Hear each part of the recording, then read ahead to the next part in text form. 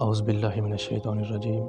بسم اللہ الرحمن الرحیم نحمدہ ونصلی ونسلم علی رسولہ الکریم۔ معزز ناظرین و ناظرات، السلام علیکم ورحمۃ اللہ وبرکاتہ۔ جیسا کہ آپ کو معلوم ہے کہ رمضان المبارک کا مہینہ جاری و ساری ہے، اور آج جو تیسرا روزہ ہے وہ منسوب ہے سیدہ طیبہ طاہرہ عابدہ راکعہ محدثہ مفسرہ مؤدبہ معلمہ سیدہ کائنات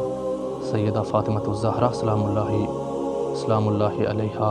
کی نسبت سے کہ 3 رمضان المبارک کو آپ کا وصال ہوا، تو آج اس حوالے سے گفتگو کریں گے۔ دیکھیں، العلماء ورثۃ الانبیاء، علماء انبیاء کے وارث ہیں، اور علماء کا یہ فرض منصبی ہے کہ وہ بیلنس اور اعتدال کے ساتھ روحانی بیماریوں پر بھی مطلع کریں۔ قرآن کریم کی ایک آیت ہے کہ جس میں اللہ رب العزت فرماتے ہیں کہ کل حزب بما لدیہم فرحون، کہ ہر آدمی اپنے ہی نظریات پر مطمئن اور خوش ہو جاتا ہے۔ قرآن کریم میں سورہ المائدہ میں اللہ رب العزت نے ارشاد فرمایا، یا اہل الکتاب لا تغلو فی دینکم غیر الحق، کہ تم اپنے دین میں غلو نہ کرو، حد سے تجاوز نہ کرو۔ ولا تتبعوا اہواء قوم قد ضلوا ومن قبل وضلوا، کہ فرمایا کہ تم اپنی خواہشات کی اتباع نہ کرو۔ دیکھیے، حدیث پاک میں آتا ہے کہ جو بیماریاں بنی اسرائیل میں پیدا ہوئی تھیں وہی بیماریاں میری امت میں پیدا ہوں گی۔ حذون نعل بالنعل، جیسے ایک جوتا دوسرے جوتے کے سائز میں برابر ہوتا ہے، اس میں ایکویلنسی ہوتی ہے، بالکل اسی طرح یہ جو بیماریاں ہیں، یہ آقا علیہ السلام نے فرمایا کہ میری امت میں سرایت کر جائیں گی۔ ان بیماریوں میں جو سب سے بڑی بیماری ہے وہ ہے غلو کی بیماری۔ آقا علیہ السلام نے ارشاد فرمایا کہ غلو کی بیماری یعنی حد سے تجاوز کر جانا۔ مثلا ہم کسی نبی کی شان کو بیان کرتے ہوئے غیر محسوس طریقے سے دوسروں کی شان میں تنقیص کر رہے ہوتے ہیں۔ اسی طرح امہات المومنین میں سے کسی ایک کی جزوی فضیلت کو جسٹیفائی اور جسٹیفیکیشن کا نام دے کر دوسروں کی عظمت کو گھٹا رہے ہوتے ہیں، تو ہمیں اس سے بھی بچنا ہے۔ قرآن کریم میں اللہ رب العزت نے ارشاد فرمایا، لا نفرق بین احد من الرسل، کہ ہم نے کسی ایک نبی کے درمیان میں بھی فرق نہیں کیا۔ تلک الرسل فضلنا بعضهم علی بعض، بعض رسولوں کو ہم نے بعض پر فضیلت دی، یہ ہم مانتے ہیں۔ منہم من کلم اللہ، کوئی کلیم اللہ بنا، حضرت عیسیٰ روح اللہ بنے، حضرت داؤد خلیفۃ اللہ بنے، حضرت آدم صفی اللہ بنے، حضرت نوح نجی اللہ بنے، اور آمنہ کے لال عبداللہ کے نور نظر، مکہ کے در یتیم، سرور کائنات، شاف معشر، وجہ کائنات، افضل الرسل، سید الانبیاء، سید الاتقیاء، امام المجاہدین، امام المبلغین، والا عالی کمالی جمالی ثنائی عطائی بیانی شانی قرآنی، محمد منور مطہر معزز اعلیٰ عرفہ اکمل اور کامل نبی،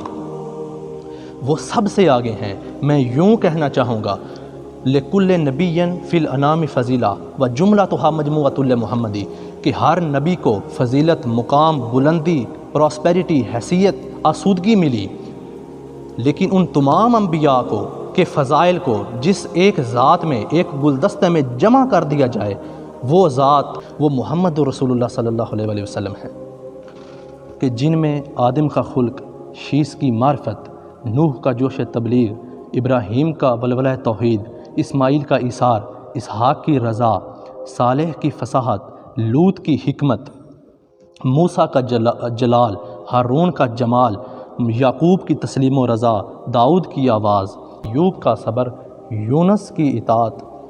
یوشع کا جہاد، دانیال کی محبت، الیاس کا وقار، یوسف کا حسن، یحییٰ کی پاکی، عیسیٰ کا زہد و تقوی، اور سلیمان کی سیاحت، ورفعنا لک ذکرک، جہاں کے سارے کمالات ایک تجھ میں ہیں، تیرے کمال کسی میں نہیں پر دو چار۔ جس طرح ہمارے آقا کی شان سب سے افضل ہے، بلند و بالا ہے، بلا تشبیہ و بلا مثال، اسی طرح آپ کی شہزادی سیدہ کائنات سلام اللہ علیہا کی شان بھی بلند و بالا ہے۔ سیدہ تو نساء اہل الجنہ، جنتی عورتوں کی سردار ہیں۔ حدیث پاک میں آتا ہے کہ آقا علیہ الصلوۃ والسلام جب سفر پر جاتے تو سب سے آخر میں جس سے رخصت ہوتے وہ سیدہ کائنات ہوتی، سیدہ فاطمہ سے ہوتے، اور سفر سے واپس جب آتے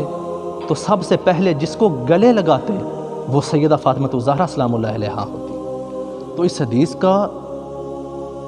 لاجک اور حکمت کیا نکلا کہ آقا علیہ الصلوۃ والسلام فرمانا چاہتے ہیں کہ جدائی کا ڈیوریشن اگر میں سب سے کم برداشت کر سکتا ہوں تو وہ سیدہ فاطمہ سے کر سکتا ہوں۔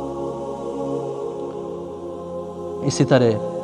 آپ سلام اللہ علیہا کی جب وصال کا وقت قریب آتا ہے، حضرت اسماء بنت امیس کو آپ بلواتی ہیں جو کہ سیدنا حضرت ابوبکر صدیق رضی اللہ تعالیٰ عنہ کی زوجہ محترمہ ہیں، ان کو بلا کر آپ وصیت کرتی ہیں کہ میرا جنازہ جب نکلے اور رات کے وقت وہ نکلنا چاہیے، اور دوسرا یہ کہ آپ نے فرمایا کہ میرے جنازے کو دوسرے جنازوں کی طرح یعنی چارپائی پر نہیں لے جانا، کیونکہ اس وقت ایک حبشہ میں ڈولی بنتی تھی جو اوپر سے بند ہوتی تھی، اس میں عورتوں کے خواتین کے جنازے حبشہ میں لے کر جاتے تھے اب لوگ۔ تو آپ سلام اللہ علیہ نے فرمایا کہ میرے لیے وہ منگوائی جائے اور مجھے دکھائی جائے۔ اس کے بعد آپ نے اجازت دی، یہ آپ نے وصیت فرمائی کہ میری جو میت ہے اس کو دوسرے جنازوں کی طرح نہیں لے کر جانا تاکہ کسی غیر محرم کی مجھ پر نگاہ نہ پڑ سکے۔ تو میرے بھائیوں، یہ سیدہ کائنات کا یہ ایک پیغام ہے کہ عصمت چادر کو جس طرح انہوں نے اپنی زندگی میں اوڑھے رکھا، ہماری ماؤں بہنوں کو، بیٹیوں کو یہ گزارش ہے کہ آپ سلام اللہ علیہا کی